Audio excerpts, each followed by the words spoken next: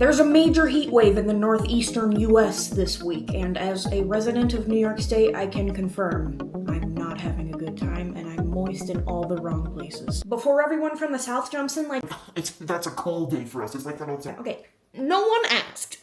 I love you, I'm just being silly, but for me, it's hot.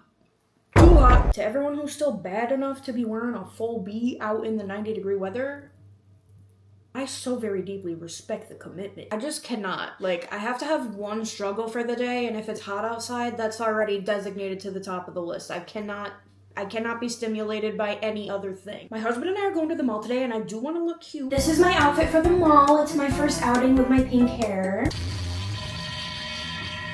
I still gotta figure out how to show my feet on YouTube. I'm wearing ruffly socks with my pink croc Mary Jane. Basically, I need just enough makeup to feel good about myself without feeling like I want to rip my skin off. I've been seeing a lot of no foundation videos recently where they just use more concealer, and I feel like that's the same thing as just wearing foundation. That's fine, you still look hot. I'm just not a dainty lady. I'm very sweaty. We gotta keep it to a minimum. Lewis and I went on a... I'm using this for the first time and I'm intrigued. It's a new milky toner from Bubble. I love Bubble. We love Bubble around here. Anyway, I went on a little getaway last weekend and I did not do skincare and I did not wear sunscreen and I got a bitchin' sunburn. Mind you, it was cloudy and 66 degrees outside, so wear your sunscreen. Thoughts and prayers do not prevent sunburn. Said sunburn is still healing and kinda itchy. Doesn't matter how much or how little makeup I'm wearing, I wear these two serums under my makeup every single day. Caudalie Vino Perfect and Peach and Lily Glass Skin. Little scootily doo. Doodly scoop. Extra pump because I have a big head. My logic is if we're gonna be kind of lacking in the coverage department, we may as well make up for it with a nice glow, glass skin, glazed donut. I used to live near a Dunkin' and I wish I had a donut. Bro, Dunkin' kind of sucks recently. I can't remember the last time I got a donut from Dunkin' that was not stale, and I am not exaggerating. Have I ever gotten a donut from Dunkin' that wasn't stale? My dad used to buy me a blueberry donut from Dunkin' once a week whenever he would take me to therapy, and they used to be good. That was 10 years ago. For sunscreen today, I'm using this one from House of Her, SPF 50. I'm probably only gonna be outside when I'm in the parking lot, but I'm kind of traumatized from this sunburn, so I'm not taking any risks. This is a very liquidy sunscreen also, so that's gonna make it a little bit less sensory terrible. Word on the street is, this is how much sunscreen you need to be using on your face.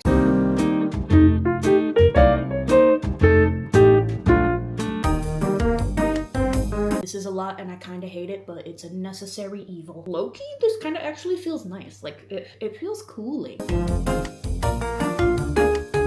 It takes approximately 3 business weeks to blend it in, but we're gonna be protected. Now, I didn't say we weren't gonna use concealer. I just said we're not gonna use it as foundation. Ordinarily, I would risk it all for a super bright under eye. I even put white powder under my eye most days. Alas, now is not the time for that.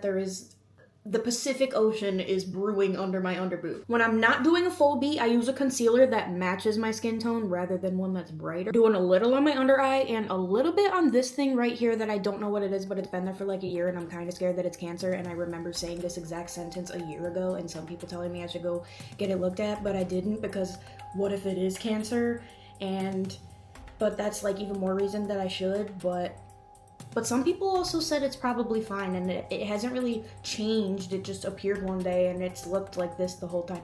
Anyway, I'm not even using brushes either, bro. I'm just gonna pat that in. Supposedly Miss Ring Finger is the gentlest finger, so we're gonna use that for our under eye. Any concealer residue that's left on the tip of my finger, I'm just gonna pat into my eyelid. My lids are very like pigmented. It's not perfect coverage by any means, but it covers up the gusto of these blue veins that I got there. I put myself in the eye.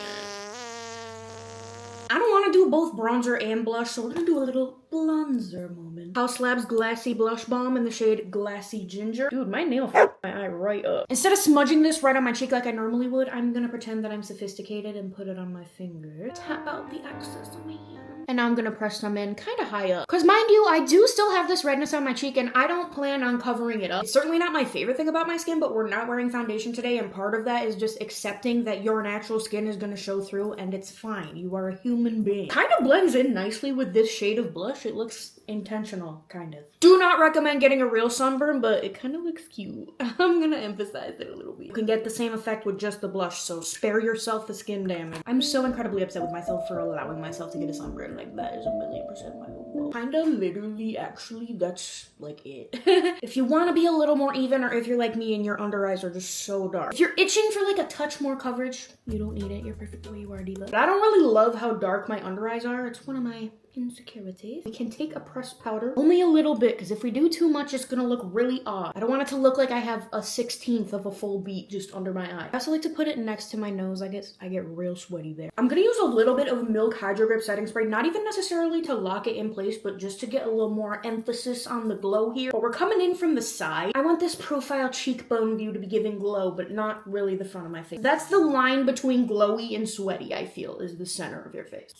Your skin doesn't need to be 1,000,000% perfected. Go enjoy your life. Go outside. If you're not fully satisfied with this, fake freckles will unlock a new confidence inside you that you didn't know you had. Number one, they're cute. Number two, they can kind of distract from any imperfection that you think you have. I cannot wear these fake freckles without getting 1,000,000 questions, and I can't say I blame you. These are the best fake freckles on the market, in my humble opinion. The Pseudolabs Freckles, I use shade 1. That is the lightest shade. The only flaw with this, yet it is a very large an annoying flaw. This makes such a mess. Like, it's necessary, but oh my god, I'm like scared whenever I use it. It is straight up liquid, like water. There's really nothing preventing it from spilling out, but it needs to be that way because the way you make the freckles is by splattering them onto your face. Do not wear clothes that you care about when you use this. Most times, I don't even wear clothes at all when I use it. It's that crazy. It does not matter if you think you're being careful. You cannot physically be careful enough for this to not make a mess. It will get on your body. It will get on your hands. It will get on your shirt. It will get on your pants, okay? Don't wear clothes that you care about.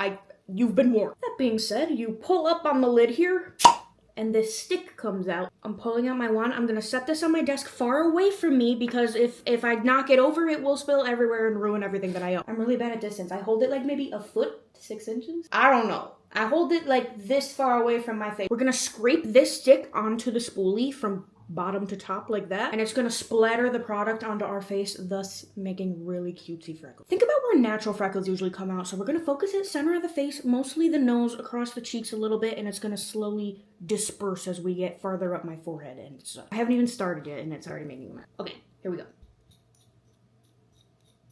I'm gonna take a pause. We can still add more if we want, but I'm gonna take a sponge and just kind of press these in. This helps a lot with making them look natural, so if you get a couple that you're like, oh, that's really dark and kind of big, don't worry. It can be safe. I'm gonna do just a few little bit more. I want some more darker one. I also just use the stick by itself to make some really big ones. It kind of gives more mole than freckle, but I like to go over where I have these naturally really big freckles. See, aren't these so cute? And now the first thing you see when you look at my face as a whole is the freckles. You don't really notice my dark under eyes. You don't really notice my splotchy red spots. Sometimes if I have a zit that's bugging me, I just cover it up with a freckle and have a little fake mole moment with my zit. But yeah, it's all over my hands. It's all over this jacket that I thankfully don't care about. And I'm gonna go wash my hands before I even touch my clean clothes again because it stains like a bitch. Originally, I wasn't gonna do this, but mostly for the sake of my eyebrows, we're gonna use some one size on till dawn.